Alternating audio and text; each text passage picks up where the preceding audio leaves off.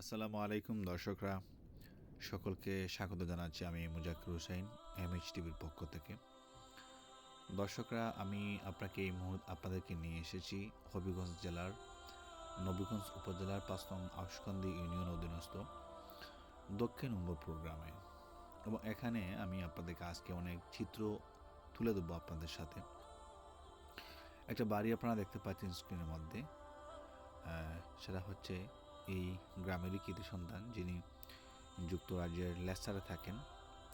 এই এলাকারই একজন বিশিষ্ট সামাজিক এবং দানশীল ব্যক্তিত্ব জনাব মাওলানা ফখরুল ইসলামের, এবং উনি ২০০১ সাল থেকে ইংল্যান্ডে আছেন।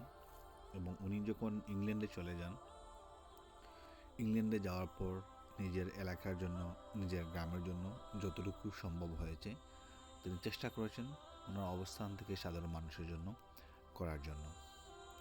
এবং এক্ষেত্রে ইংল্যান্ডে যাওয়ার জন্য ওনাকে সবচেয়ে বেশি সহযোগিতা করেন ওনারই ভাগ্নে এবং উম্মরপুর গ্রামেরই আরও একজন কৃতি সন্তান, লেস্টারের বিশিষ্ট ব্যবসায়ী এবং সামাজিক ও রাজনৈতিক ব্যক্তিত্ব জনাব সাইদুর রহমান সাইদ। এবং আমরা আপনাদেরকে একটু দেখাচ্ছি যে উনি আসলে যে সকল স্থাপনা ইতিমধ্যে তৈরি করেছেন ওনার এলাকাতে কিংবা ওনার গ্রামে অথবা ওনার বাজারে, সে সকল বিল্ডিং আমরা আপনাদের সামনে একটু তুলে ধরছি। এটা হচ্ছে আমিনা ভিলা। যে সকল বিল্ডিং এই সৈয়দপুর বাজারের সৌন্দর্য বৃদ্ধি করেছে কিংবা সৌন্দর্য বৃদ্ধি করতে সহায়তা করেছে, তার মধ্যে অন্যতম হচ্ছে এই বিল্ডিংটি। এবং আমরা আসলে মূলত উদ্দেশ্য হচ্ছে যে একটি মসজিদ আপনাদেরকে একটু দেখাবো, যে উনি এই এলাকাতে, এই এলাকার মানুষের কথা ভেবে কিংবা এই বাজারে যারা আশপাশে যারা আছেন সে সকল ধর্মপ্রাণ মুসল্লিদের কথা ভেবেই উনি এই সৈয়দপুর বাজারের পাশেই একটা মসজিদ উনি নির্মাণ করে দিয়েছেন। আমাদের মূলত হচ্ছে সেই মসজিদটি আমরা আপনাকে দেখাবো। তার পাশাপাশি আমরা ওনার কিছু সকল স্থাপনা দেখাচ্ছি, ওনার বাড়ি, ওনার মার্কেট এবং অন্যান্য যে সকল প্রতিষ্ঠান উনি গড়ে তুলেছেন সেগুলো আমরা আপনাদের সামনে একটু তুলে ধরছি।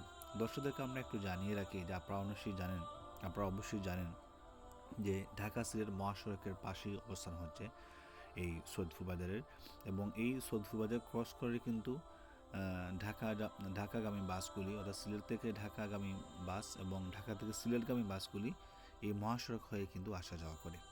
আমরা একটু দূর থেকে আপনাদেরকে চেষ্টা করছি দেখানোর জন্য, এবং একটু পরেই আস্তে আস্তে আমরা নিয়ে যাব আপনাদেরকে সেই কাঙ্ক্ষিত দৃশ্য যেটি আমরা আপনাদেরকে দেখানোর জন্য চেষ্টা করছি, যেই মসজিদটি। এবং এই মসজিদটি এখানে আসলে নির্মাণ হওয়ার পরেই নতুন একটা মাত্রা তৈরি হয়েছে এই এলাকাতে। বিশেষ করে আপনাদের একটু আগে আমি বলেছি, ঢাকা সিলেট মহাসড়কের পাশে হওয়াতে অনেক সময় দূরপাল্লার গাড়িগুলা রাস্তায় তারা গাড়ি দাঁড় করিয়ে এখানে তারা নামাজও আদায় করে থাকেন। আপনারা দেখতে পাচ্ছেন মসজিদের ভিতর খুবই চমৎকারভাবেই এই মসজিদটিকে উনি নির্মাণ করে দিয়েছেন, এবং এই মসজিদের নামটা হচ্ছে দারুস সালাম মসজিদ। দর্শকদের উদ্দেশ্যে আমি জানিয়ে রাখছি যে জনাব মাওলানা ফখরুল ইসলাম মহোদয়, যিনি ইংল্যান্ডে রয়েছেন, ইংল্যান্ডের লেস্টার সিটিতে যিনি থাকেন, সেই লেস্টার সিটির বাঙালি কমিউনিটির অন্যতম একটা মসজিদের নাম হচ্ছে দারুস সালাম মসজিদ। এবং এই দক্ষিণ উমরপুর যে মসজিদ উনি স্থাপন করে দিয়েছেন সেই মসজিদটার নামও দেওয়া হয়েছে দারুস সালাম মসজিদ। আমরা আসলে কৃতজ্ঞতা জানাচ্ছি জনাব মাওলানা ফখরুল ইসলাম মহোদয়ের প্রতি। আমি দর্শকদেরকে ওনার উদ্দেশ্যে আরও কিছু জানিয়ে দিচ্ছি যে উনি ওনার শিক্ষা জীবন শুরু করেন এই সৈয়দপুর বাজার ফাজিল মাদ্রাসা থেকে। আমরা অনেকেই জানি যে সৈয়দপুর বাজার ফাজিল মাদ্রাসা কেবলমাত্র হবিগঞ্জ নয়, সিলেট বিভাগের অন্যতম একটা শ্রেষ্ঠ একটা দিনী শিক্ষা প্রতিষ্ঠান। প্রায় 70 বছর আগে যেই সৈয়দপুর বাজার মাদ্রাসা, ফাজিল মাদ্রাসা প্রতিষ্ঠা হয়েছিল, এবং সেই সৈয়দপুর বাজার ফাজিল মাদ্রাসাতেই তিনি লেখাপড়া করেন, এবং সেই মাদ্রাসা থেকে লেখাপড়া শেষ করার পরেই সেই একই মাদ্রাসাতে উনি শিক্ষক হিসাবেও দীর্ঘদিন তিনি দায়িত্ব পালন করেছেন। তারপরে 2001 সালে জনাব মাওলানা ফখরুল ইসলাম উনি ওনার পরিবারের সবাইকে নিয়ে, যারা আছেন ওনার সন্তানদেরকে নিয়ে উনি ইংল্যান্ডে চলে যান, এবং ইংল্যান্ডে চলে যাওয়ার পর সেখানে তিনি অবস্থান করতে শুরু করেন। একসময় তিনি সেখানকার স্থায়ী বাসিন্দা হয়ে যান ইংল্যান্ডের। তারপর থেকে তিনি যখন সুযোগ হয় তিনি দেশে আসা যাওয়া করেন, এবং তারপর থেকেই কিন্তু ওনার একটা কল্পনা ছিল কিংবা একটা উদ্দেশ্য ছিল, মহৎ একটা উদ্দেশ্য, যে এই এলাকার জন্য কিছু করার, বিশেষ করে ধর্মপ্রাণ মুসল্লি যারা আছেন তাদের জন্য কিছু করে দেখানোর জন্য কিংবা তাদের জন্য একটা মসজিদ নির্মাণ করার জন্যই ওনার একটা দীর্ঘদিনের একটা স্বপ্ন ছিল। উনি আল্লাহর রহমতে সেই ওনার নিজ গ্রামেই উনি একটা মসজিদ নির্মাণ করে দিতে সক্ষম হয়েছেন। এটা হচ্ছে মসজিদের ভিতরের অংশ। মুসল্লিদের জন্য এখানে যাতে স্বাচ্ছন্দ্যে মুসল্লিরা নামাজ আদায় করতে পারেন, এখানে বৈদ্যুতিক ফ্যান রয়েছে। তারপর যে মসজিদের যে সফটটা আছে যেগুলা খুবই ভালোভাবেই এখানে রাখা হয়েছে, যাতে মুসল্লিরা, বিশেষ করে বয়স্ক মুসল্লিরা যারা আছেন তারা যাতে নামাজ আদায় করতে পারেন ঠিকঠাক মতো। এবং একটা মসজিদ আসলে যেরকম থাকা দরকার কিংবা মুসল্লিদের জন্য যেরকম একটা মসজিদ থাকা আবশ্যক, এখানে সেরকম একটা মসজিদ স্থাপন করে দেওয়া হয়েছে। আমরা অবশ্যই এ নিয়ে দু একজনের সাথেও একটু কথা শুনবো, বিশেষ করে এখানে স্থায়ী বাসিন্দা আছেন জনাব সাদিকুর রহমান, আমরা ওনার থেকেও শুনবো। আপনারা দেখছেন যে এখানে একটা অজুখানা টেপের ব্যবস্থা করে দেওয়া হয়েছে, যাতে মুসল্লিদের অজু করতে কিংবা পবিত্র হওয়ার জন্য কোনো সমস্যা না হয়, সেজন্য এখানে খুব সুন্দরভাবে ট্যাপের ব্যবস্থা করে দেওয়া হয়েছে। আসলেই কিন্তু প্রশংসার যোগ্য দাবিদার ওনার এই মহৎ কাজটি। আমরা ওনার কাছে কৃতজ্ঞতা জানাচ্ছি যে মুসল্লিদের কথা ভেবে, এখানকার আশপাশে যারা আছেন তাদের কথা ভেবে তিনি যে এরকম একটা জায়গায় একটা মসজিদ স্থাপন করে দিয়েছেন, এটা নিঃসন্দেহে খুবই মহৎ একটা কাজ এবং এটা বলা আসলে এটা সকল প্রশংসার ঊর্ধ্বে। আমরা আসলে শুনবো এই মুহূর্তে জনাব সাদিকুর রহমান সাহেব কি বলেন। আসসালামু আলাইকুম রহমতুল্লাহ। দক্ষিণ মহরুদ দারুসালাম জামা মসজিদ স্থাপিত 2017 সাল। প্রতিষ্ঠাতা আমার চাচা মাওলানা মোহাম্মদ ফখরুল ইসলাম, তাই প্রতিষ্ঠাতা করছেন তাই নিজস্ব জায়গা। আর এলাকাবাসীর হইয়া মানে তারার মতামত লইয়া তাই মসজিদ স্থাপিত করছেন।